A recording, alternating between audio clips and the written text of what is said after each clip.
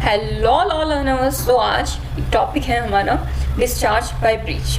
हमने पढ़ा था डिस्चार्ज ऑफ कॉन्ट्रैक्ट्स, पढ़ा था 5 मेथड से हो सकता है। तो उसमें जो लास्ट वाला जो हमारा था वो क्या था, डिस्चार्ज बाय ब्रीच। ठीक है, हमने तोड़ दिया उसको, ब्रीच कर दिया। तो ये हम पढ़ रहे हैं general principles of the contract का लास्ट टॉपिक। ठीक है, so this is last topic officially. So I am Archi Arora. So let's start. तो ये डिस्चार्ज बाय ब्रीच होता क्या है? ब्रीच क्या होता है? तोड़ना, कॉन्ट्रैक्ट को खत्म करना, डिस्चार्ज करना। ठीक है, डन विद इट, हो गया हमारा सब कुछ। तो ये क्या है? A discharge, a breach of contract occurs when a party thereto renounces his liability under it. जो भी उसकी लायबिलिटी होती है, जो भी रिस्पॉन्सिबिलिटी है, उससे हाथ साफ कर लेता, भाई हमारा कुछ नहीं है, अब हम कुछ भी इसके रिस्पॉन्सिबल नहीं है कोई भी चीज़ करने के लिए। By his own act makes it impossible, और इस अब खुद के ही एक्ट से, हाँ मैं करना ही नहीं चाहता। ठीक है, बच्चे होते हैं ना जिद्दी, हाँ हमें होमवर्क करना ही नहीं है, तो वो अपने ही इसी एक्ट से क्या करते हैं, इम्पॉसिबल कर देते हैं कि अपने करियर को, मतलब जो भी है उसे डाउन कर देते हैं। तो as a same thing that he should perform his obligation under it. ठीक है, तो उस टास्क को कि उसकी ऑब्लिगेशन करना चाहिए, उसे क्या कर देते हैं, इम्पॉसिबल कर देते हैं। एंड टोटली और partially force to perform such obligations. तो क्या है, जो भी ऑब्लिगेशंस वगैरह थी, ठीक है, तो इसे समझते हैं, जो भी ऑब्लिगेशन वगैरह थी उससे अपने आप को फ्री कर लेते हैं, वो कोई भी लाइबिलिटी राइज होने से। तो ये ब्रीच जो होता है वो दो तरह का होता है। एक तो है एंटीसेप्टिक ब्रीच होता है और एक एक्चुअल ब्रीच होता है। एक तो एंटीसेप्टिक मीन्स खुद ने कह के कि हाँ मैं अब नहीं करूँगा ये, तो वो करके ब्रीच हो जाता है। सेकेंड क्या है, एक्चुअल ब्रीच होता है। एक्चुअल ब्रीच होता है कोई इम्पॉसिबल हो गया, या फिर अब चीज़ वो पॉसिबल ही नहीं है। फॉर एग्जाम्पल आपने कोई होर्स सेल करना चाहा किसी और को, लेकिन at the time of contract क्या हुआ, आफ्टर कॉन्ट्रैक्ट क्या हुआ, वो ही इज डेड। ठीक है, तो अब क्या हुआ, एक्चुअल ब्रीच हो गया। अब आप बेच ही नहीं सकते वो जब तक वो जिंदा नहीं है। तो वही चीज़ है कि वो क्या होगा, एक्चुअल ब्रीच होगा। ठीक है, आपने अपनी मर्जी से नहीं कहा कि हाँ भैया ये देना है तो दो, 500 में देना है तो दो, मैं इसके 1 रुपये भी ज़्यादा नहीं दूंगा। तो वो क्या है, एंटीसेप्टिक ब्रीच है। क्लियर? नेक्स्ट तो क्या है, डैमेजेस फॉर ब्रीच। अगर कोई आपको कह दे कि आपने फॉर एग्जांपल किसी कॉलेज में एडमिशन करा लिया, बाद में आपने जो एडमिशन था वो विड्रॉ कर लिया, लेकिन जो एडमिशन लाइक कॉलेजेस का तो लॉस हो गया ना, वो किसी और बच्चे को भी सीट दे सकते थे। तो वो क्या है, डैमेजेस क्या होते हैं, तो वो क्या करते हैं, पेमेंट करवाते हैं, जो भी फी होता है उसका पेमेंट लेते हैं, चार्ज लेते हैं। तो वो क्या है, डैमेजेस फॉर ब्रीच। क्या डैमेजेस होते हैं उस ब्रीच के लिए? तो एक डैमेज होता है, एक डैमेजेस होता है, लीगल टर्म ही होता है। Damage means injury, damages means compensation. ठीक है, कोई भी डैमेज का मतलब ये हो गया कि कोई आपको डैमेज है, क्षति हो रही है, इंजरी हो रही है। क्लियर? ये कोई जैसे आपका फ़ोन गिर के डैमेज हो गया, दैट इज डैमेज। जो टर्म डैमेजेस है इसका मतलब ये नहीं है कि ज़्यादा डैमेज हो गया, नो, इट मीन्स कि जो भी कंपनसेशन, आपको जो भी डैमेज हुआ है उसके लिए कंपनसेट की। फॉर एग्जाम्पल आपके फ्रेंड से ही फ़ोन गिर गया, वो क्या करेगा, उसके लिए की भरपाई करेगा, भाई अब तूने गिरा है तो तू भरपाई कर। तो that is damages. Clear? Easy है ना? अब क्या है, 2 टाइप्स ऑफ डैमेजेस होते हैं। कौन से? तो जर्नल डैमेजेस होते हैं यूजुअल कोर्स ऑफ थिंग्स पे। ठीक है, जर्नल डैमेज, जर्नल है भाई, यूजुअल कोर्स ऑफ थिंग्स में होता है, जो भी यूजुअल थिंग्स होती हैं। फॉर एग्जांपल आपने ये तोड़ दिया, वो तोड़ दिया। एक क्या होते हैं, स्पेशल डैमेजेस होते हैं, अनयूजुअल सर्कमस्टांसेस में होते हैं। इंश्योरेंस वगैरह आपने करवाया, यूजुअल थिंग्स है। ठीक है, फॉर एग्जाम्पल आपने जो आपने घर खड़ा कर लिया, वो गिर सकता है, फायर लग सकती है, ये जो सब की है क्या है, जर्नल डैमेजेस है। एक स्पेशल टाइप के डैमेजेस होते हैं। क्या होता है कि आपका किसने तोड़ दिया, फॉर एग्जाम्पल आपके कोई किसी से दुश्मनी थी, तो उसने क्या किया, आके आपका घर तोड़ने का शुरू कर दिया। तो अनयूजुअल सर्कमस्टांसेस हैं। आपने कभी सोचा तो नहीं था कि कोई आके आपसे दुश्मनी में आपका घर तोड़ देगा, ये सब हो जाएगा। तो क्या है, स्पेशल डैमेजेस हैं। क्लियर? नेक्स्ट क्या है, the consequences of breach of contract. तो इसमें हम क्या कर रहे हैं, ब्रीच हमें पता लग गया, कॉन्ट्रैक्ट का क्या होता है कि कॉन्ट्रैक्ट जो है उसकी ऑब्लिगेशन से निकलना। अब उसके कॉन्सिक्वेंसेज क्या होता है, कॉन्सिक्वेंसेज मीन्स रिजल्ट। ठीक है, क्या रिजल्ट होगा अब इसका? तो जो सेक्शन नंबर 73 है, 73, 74, 75 आज हम पढ़ेंगे। और हमारे जो जनरल प्रिंसिपल जो इंडियन कॉन्ट्रैक्ट है उसमें क्या है, हमारे जो पार्ट 1 है वो कंप्लीट हो जाएगा। क्लियर? अब सेक्शन 73 क्या कहता है, कंपनसेशन फॉर लॉस और damage caused by breach of contract. जो भी कंपनसेट होना है लॉस या डैमेज के लिए, जो क्यों हुआ है, क्योंकि वो ब्रीच ऑफ कॉन्ट्रैक्ट से हुआ। ब्रीच ऑफ कॉन्ट्रैक्ट से अगर कोई लॉस हुआ है, डैमेज हुआ है, उसके लिए कंपनसेट करना। ठीक है, तो ये हमें कहाँ दिया गया है, सेक्शन नंबर 73 में। When a contract has been broken, the party who suffers by such breach is entitled to receive from the party who has broken the contract. ठीक है, तो वो क्या है, ब्रीच जिस पार्टी ने सफ़र किया है वो क्या है, इंटाइटल्ड है रिसीव करने के क्या कंपनसेशन, जिस पार्ट कहाँ से, फ्रॉम द पार्टी जिसने क्या किया, ब्रॉक किया है कॉन्ट्रैक्ट को, कंपनसेशन फॉर एनी लॉस और damage caused to him thereby which naturally arose in the natural course of things from such breach or which the parties knew when they made the contract to be likely to result from the breach of it. ठीक है, तो मैं for example आपने देखा होगा, notice किया होगा कि जहाँ पे कॉमाज आते हैं, फुल स्टॉप आते हैं, स्टॉप देयर, इट मीन्स कि जो भी हम एग्जाम्स देते हैं, जुडिशियल एग्जाम्स देते हैं, कॉम्पिटिशन एग्जाम्स देते हैं, तो उसमें क्या है, बेयर एक्ट की लैंग्वेज से भी कई बार जो कॉमास हैं उससे लैंग्वेज चेंज हो जाते हैं. फॉर एग्जाम्पल इसका सबसे बड़ा एग्जाम्पल है कि रुको मत जाने दो. ठीक है, it means to stop him और her, don't let him go. ठीक है, रोको मत जाने दो, रोको मत जाने दो, it has don't stop let them go. ठीक है, तो इन कॉमा में पंक्चुएशन का कितना बड़ा रोल है ना. सो यही चीज़ है कि इन जो कॉमास है, फुल स्टॉप है, so please pay attention to them जब भी आप बेयर एक्ट पढ़ें. So let's start coming to the section. Such compensation is not to be given for any remote or indirect loss or damage sustained by reason of the breach. इसमें क्या है, उस बंदे को जिसने क्या ये सफ़र किया है उसको पैसा मिलेगा. किससे मिलेगा, जिसने वो जो कॉन्ट्रैक्ट है वो तोड़ा है. क्लियर, जब यूजुअली कोर्स ऑफ थिंग्स से हो. ठीक है, जो पार्टीज को पता है. क्लियर, और such compensation is not to be given. ठीक है, तो इनडायरेक्ट लॉस के लिए कोई कंपनसेशन नहीं. Clear, compensation for failure to discharge obligation resembling those to contract, मतलब रिसेंबलिंग डूज टू कॉन्ट्रैक्ट तो हम पढ़ सकते हैं क्वासी कॉन्ट्रैक्ट्स के जो भी कंपनसेशन होंगे. आप भी जब भी बेयर एक्ट पढ़ना स्टार्ट करें ना तो पीछे से पढ़े करें. अब हमने क्या पढ़ा, resembling those created by contract, इसका मतलब पता हो गया. क्वासी कॉन्ट्रैक्ट ऑब्लिगेशन देख लिया, डिस्चार्ज पे देख लिया, तो इसका मतलब क्या होगा, जो क्वासी कॉन्ट्रैक्ट ये ऑब्लिगेशन के डिस्चार्ज होता है. ठीक है, डिस्चार्ज का, क्वासी कॉन्ट्रैक्ट की डिस्चार्ज की जो भी ऑब्लिगेशंस होते हैं तो उसका क्या कॉम्पनसेशन होगा फेलियर के लिए. क्लियर, समझ आ रहा है. When an obligation resembling those created by contract has been incurred, ऐसा हो जाए कि वो ऑब्लिगेशन है और जो मतलब when an obligation resembling those created by a contract has been incurred and has not been discharged, any person injured by the failure to discharge it is entitled to the same compensation from the party in default as such person has contracted to discharge it and had its contract. It means जो भी पैसा है वो उसे देना पड़ेगा, वही same compensation देना पड़ेगा जो पार्टी डिफॉल्ट में देती. क्लियर, अब क्या है, एक्सप्लेनेशन क्या है. इन एस्टिमेटिंग द लॉस और damage rising from a breach of contract, एक एस्टिमेट लगा देना चाहिए जो भी हमें, ये अगर कॉन्ट्रैक्ट नहीं हुआ तो क्या, फॉर एग्जांपल टेंडर के लिए अप्लाई करते हैं लोग, वो क्या होता है, नहीं हो पाता है.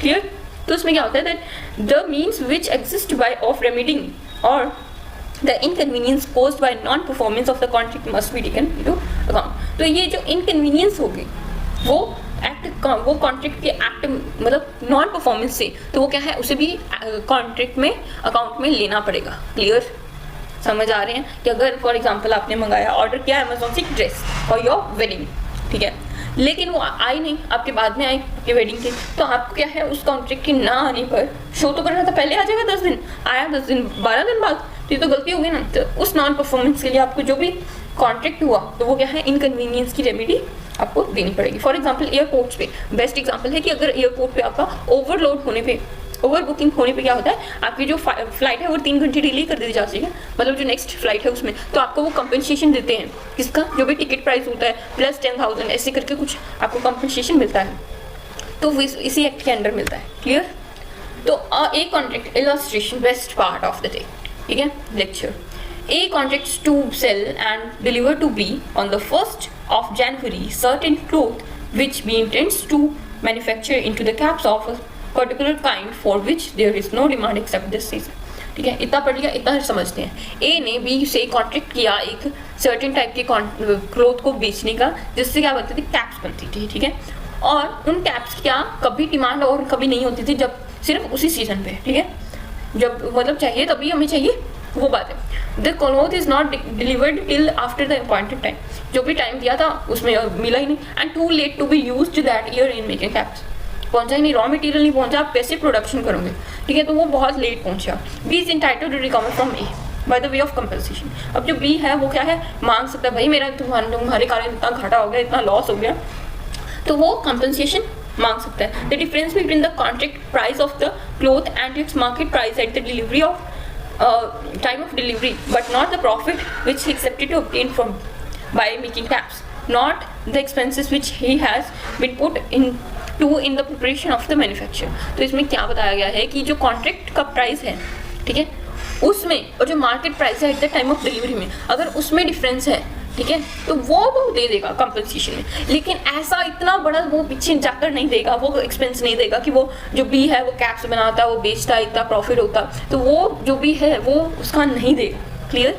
जो उसका उतना ही है ना कि डिलीवर करने का। अगर उसका कॉन्ट्रैक्ट प्राइस पे पहले जिस टाइम मतलब पक्का हुआ है कॉन्ट्रैक्ट, तो उस प्राइस पे अगर देगा या मार्केट प्राइस पे उस टाइम के डिलीवरी पे, तो वो उस डिफरेंस देगा। वो बाद में जो उसको सेल से प्रॉफिट हो रहा था वो नहीं देगा। क्लियर? अब क्या है 74 नंबर, हम सेक्शन पे आ गए हैं, बहुत करीब है इसे कंप्लीट करने के। Compensation for breach of contract where penalty stipulated for, ठीक है, उस कॉन्ट्रैक्ट के ब्रीच के लिए कंपनसेशन जिसमें पेनल्टी है, penalty means punishment, where contract has been broken if a sum is named in the contract as the amount to be paid in case of such breach, और if the contract contains some other stipulation by the way of penalty, the party complaining of the breach is entitled, whether or not actually damaged or loss is proven to be being caused thereby, to receive from the party who has taken the contract reasonable compensation not exceeding the amount so named, or as the case may be, the penalty stipulated for। Clear? तो it means वही जो actual damage था वो proof करने की आपको ज़रूरत नहीं है। कई बार क्या होता है कि आपको प्रूफ नहीं करना कि कितना आपको एक्चुअल डैमेज हुआ है, फिर भी आपको क्या मिलता है, कंपनसेशन मिलता है। तो वो इस सेक्शन में हमें बताया गया है। एक्सप्लेनेशन क्या है, एक्सप्लेनेशन से देखते हैं। Is stipulated for increased interest from the date of default may be stipulated by the way of penalty, ठीक है।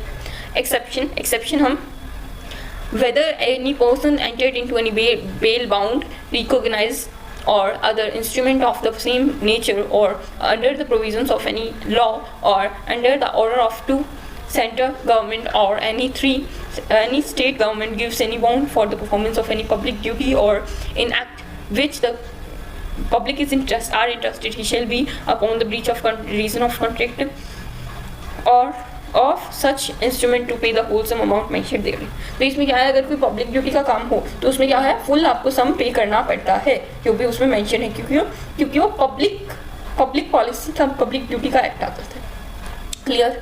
तो जो गवर्नमेंट के टेंडर होते हैं ना, अगर वो ब्रीच होता है तो उसे पे करना पड़ता है। एक्सप्लेनेशन क्या है कि a person who enters into a contract with government doesn't necessarily thereby undertaken any public duty or promise to do any act in which the public are interested, ठीक है, not necessarily therefore taken any public duty। It doesn't mean कि अगर आपने कोई government के साथ contract किया तो आप उसके अंडरटेक करते हैं कोई पब्लिक ड्यूटी को, ठीक है, या फिर प्रॉमिस करते हैं वैसा एक्ट करने को जैसे पब्लिक चाहती है, तो वो चीज़ पॉसिबल नहीं होती। इलस्ट्रेशन क्या कहती है भाई, A borrows 100 rupees from B and gives him a bound for ₹200 payable by 5 yearly instalments of ₹40, ठीक है। 100 रुपये देता है, बोरो करता है बीसे से, और उसे क्या करता है, बॉन्ड दे देता है 200 रुपये का, जो 5 साल में किस्तों में देना होता है, 40 की किस्तों में देना होता है, ठीक है। With the stipulation that in default of the payment of any installment the whole shall be become due. तो ये क्या है, जब पेमेंट का इंस्टॉलेशन हो जाएगा, मतलब इंस्टॉलमेंट दे देगा, तो क्या होगा, पेमेंट क्या हो जाएगा, ड्यू हो जाएगा। This is the stipulation bye the way of penalty. तो ये क्या है, पेनल्टी का स्टिपुलेशन है। अब क्या है लास्ट सेक्शन, ठीक है, party rightfully rescinding contract entitled to compensation। A person who rightfully rescinding a contract is entitled to compensation for any damage which he has sustained through the non-fulfillment of the contract। इसमें क्या बता रहा है कि एक ऐसा person जो contract के लिए इंटाइटल्ड है कंपनसेशन देने के लिए for any damage which he has sustain from the non fulfilment of contract. इस party rightfully rescinding contract entitled to compensation, मतलब अगर ऐसा कुछ है कि वो कॉन्ट्रैक्ट जो है वो फुलफिल नहीं किया जा सका, फुलफिल नहीं हुआ, तो उसमें क्या है, उस पर्सन को क्या है, एक राइट है कि वो कंपनसेशन ले सके डैमेज के लिए। तो it's about the right of party to take compensation. 75 में इतना हो गया। इलस्ट्रेशन क्या कहती है, ए है सिंगर है, बी से कॉन्ट्रैक्ट करता है एक थिएटर का मैनेजर, बी क्या है थिएटर का मैनेजर है, ए है सिंगर, ठीक है क्लियर, कि वो जो सिंगर है वो क्या करेगा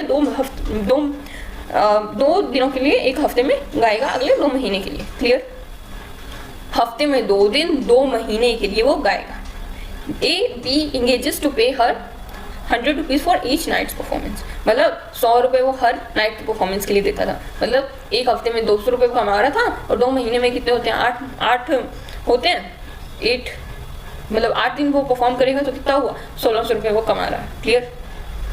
तो इसमें क्या है, on the 6th day 6th night में क्या हुआ कि ए ने क्या किया, अपने आप को एब्सेंट कर दिया, वो आया ही नहीं, ठीक है। अब जो क्या थे ऑडियंस थी वो आ गया, ऑडियंस आ गई सारी, अब वो कह रही है भाई हमारा टिकट वापस दो, सिंगर तो आया नहीं, हमारे साथ तो धोखा हो गया।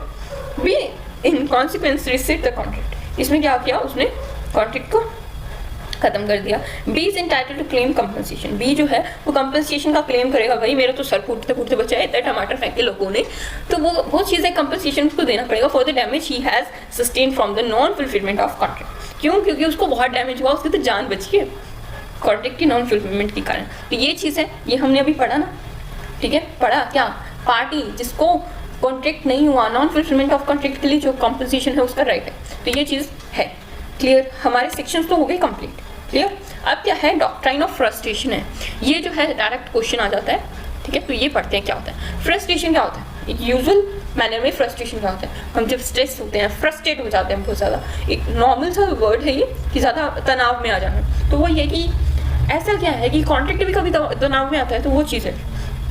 The doctrine of frustration means when a contract becomes impossible of performance. Frustrated हम कब होते हैं, जब हमारा कोई काम हो नहीं रहा होता है ना, तो impossible of performance में क्या होता है, हो जाता है frustration. After it is made on the account of compensation beyond the control of the parties. For example, आपकी शादी है, आपने सब कुछ टेंट लगाया बाहर, लेकिन बाद में क्या हो गया, बारिश आ गई, भाई आपके कंट्रोल में तो है नहीं, तो वो क्या है, इम्पॉसिबल है कि वहाँ तो फेरे हो ही नहीं सकते, हवन कुंड कैसे चलेगा, ठीक है। तो वो क्या है, डॉक्ट्राइन ऑफ फ्रस्ट्रेशन है, क्लियर। अब ये मत करना कि आप शादी में बैठे हैं और आपको डॉक्ट्राइन ऑफ फ्रस्ट्रेशन याद आ रहा है और आपने जो भी हस्बैंड टू बी या टू बी वाइफ है तो उसको बता रहे हैं हाँ यार डॉक्ट्राइन ऑफ फ्रस्ट्रेशन ये होता है, तो ये सब मत करने बैठ जाना, ठीक है। लॉ स्टूडेंट है, बी ए लॉ स्टूडेंट, ठीक है। स्पेसिफिक ग्राउंड्स ऑफ फ्रस्ट्रेशन, क्या ग्राउंड्स होते हैं फ्रस्ट्रेशन के, तो डिस्ट्रक्शन ऑफ सब्जेक्ट मैटर, जो भी सब्जेक्ट मैटर था वो जो चीज़ था वो हो ही नहीं पा रही है, सर्कमस्टांसेस में अचानक से चेंज हो गया, ठीक है। अब ये नहीं हो रहा है, ये होगा, है ना, लास्ट टाइम जो चेंजेस होते हैं वो हो गया है। नॉन अकरेंस ऑफ कंटेम्प्टेड इवेंट, जो भी इवेंट था वो होने वाला था लेकिन नहीं हुआ, डेथ हो गई है, इनकैपेबिलिटी ऑफ पार्टीज आ गए, ठीक है। गवर्नमेंट का या एडमिनिस्ट्रेटिव या लीगल लेजिस्लेटिव इंटरवेंशन हो गया, गवर्नमेंट आ गया भाई बीच में कि हम ये नहीं करने देंगे, ठीक है। इंटरवेंशन ऑफ वॉर की, जैसे फॉर एग्जांपल वर्ल्ड वॉर 3 अगर स्टार्ट हो जाता है तो वो क्या होगा, आपका कुछ काम नहीं हो पाएगा, तो कोई वॉर लाइक सिचुएशन है तो उसमें आपका कॉन्ट्रैक्ट नहीं हो पाता है। फॉर एग्जांपल किसी एनिमी जो नेशन है उससे आपने कोई कॉन्ट्रैक्ट है तो वो पॉसिबल ही नहीं है, गवर्नमेंट क्या करती है, आपको मना करती है ऐसा कुछ करने से। एप्लीकेशन टू लीजेस, कोई लीज पे देना, लीज क्या होता है, जैसे 99 साल के लिए किसी को हम दे देते हैं कि आपको किराया नहीं देना, आप एक बार हमें पैसे की ज़रूरत है, आप मेरा फॉर एग्जांपल आपका मेरा घर है और आप मुझे 1 करोड़ दे दीजिए, चलाइए इसको 10 साल के लिए, तो मैं लीज पे दे रही हूँ, तो वो चीज़ है, तो वो क्या होते हैं, ग्राउंड्स ऑफ फ्रस्ट्रेशन होते हैं, clear. Now just a second,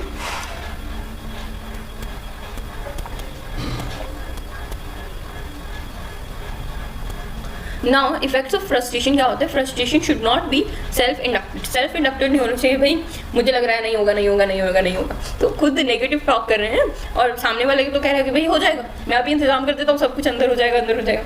frustration क्या है, ऑटोमेटिकली होता है, आप कह रहे हैं मैं फ्रस्ट्रेट हो रहा हूँ, कोई होता नहीं है, हो चुका होता है, सो दैट्स द थिंग, वो खुद होती है, ऐसे नहीं कि मैं होना चाहता हूँ, ये सब चीज़ें नहीं होती। एडजस्टमेंट ऑफ राइट्स, जो भी राइट्स होते हैं उसकी एडजस्टमेंट करनी पड़ती है, कुछ ना कुछ। अब घर बाहर आपने सब कुछ हॉल में कर रखा था, अब बारिश आ गई तो क्या करेंगे आप, सब कुछ अंदर करेंगे ना, तो इसका इफेक्ट क्या होता है, कुछ ना कुछ हमें प्लानिंग चेंज करना पड़ता है, ठीक है, इमीडिएट चेंजेस, तो ये क्या होता है, इफेक्ट ऑफ फ्रस्ट्रेशन होता है।